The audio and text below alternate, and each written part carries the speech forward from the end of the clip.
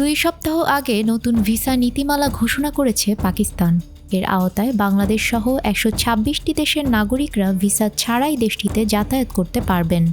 বিষয়টি নিশ্চিত করেছেন বাংলাদেশে নিযুক্ত পাকিস্তানের হাই কমিশনার আহমেদ মারুফ। সোমবার সচিবালয়ে স্বরাষ্ট্র উপদেষ্টা লেফটেন্যান্ট জেনারেল মোহাম্মদ জাহাঙ্গীর আলম চৌধুরীর অফিস কক্ষে তিনি সৌজন্য সাক্ষাৎ করেছেন। স্বরাষ্ট্র উপদেষ্টার সঙ্গে আলোচনায় তিনি এসব কথা বলেন। সাক্ষাতে 2 দেশের মধ্যে বন্যা পুনর্বাসন, পারস্পরিক সম্পর্ক উন্নয়ন, ভিসা প্রাপ্তি সহজীকরণ, সরাসরি প্লেনের ফ্লাইট চালু, কৃষি গবেষণায় সহযোগিতা সহ পারস্পরিক স্বার্থ সংশ্লিষ্ট বিভিন্ন বিষয়ে আলোচনা হয়। বৈঠকের শুরুতে উপদেষ্টা রাষ্ট্রদূতকে স্বাগত জানান। তিনি রাষ্ট্রদূতকে বাংলাদেশের দক্ষিণ পূর্বাঞ্চলে সম্প্রতি ঘটে যাওয়া বন্যার বিষয়ে অবহিত করেন। এ সময় রাষ্ট্রদূত পাকিস্তানের পক্ষ থেকে বাংলাদেশের বন্যা দুর্গতদের জন্য উপকরণ দিয়ে সহায়তার আশ্বাস দেন।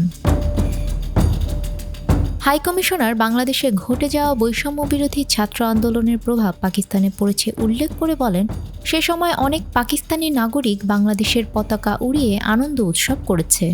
বর্তমান সরকারের বড় চ্যালেঞ্জের বিষয়ে জানতে চাইলে উপদেষ্টা বলেন, দুর্নীতি প্রতিরোধ ও দ্রব্যমূল্যের লাগাম টেনে ধরাই সরকারের সবচেয়ে বড় চ্যালেঞ্জ। পাকিস্তানও একই ধরনের চ্যালেঞ্জ মোকাবিলা করছে মর্মে দুজনই ঐক্যমত প্রকাশ করেন। রাষ্ট্রদূত পারস্পরিক সম্পর্ক ও ব্যবসায়িক স্বার্থে 2 দেশের মধ্যে পুনরায় সরাসরি ফ্লাইট চালুর উপর গুরুত্বারোপ করেন। তিনি জানান, সর্বশেষ 2018 সালে 2 দেশের মধ্যে সরাসরি ফ্লাইট চালু ছিল, যা পাকিস্তান ইন্টারন্যাশনাল এয়ারলাইন্স অপারেট করত। বৈঠকে মানব পাচার প্রতিরোধ, সন্ত্রাস দমন ও কৃষি গবেষণা খাতে পারস্পরিক সহযোগিতা বৃদ্ধির বিষয়েও বিস্তারিত আলোচনা করা হয়।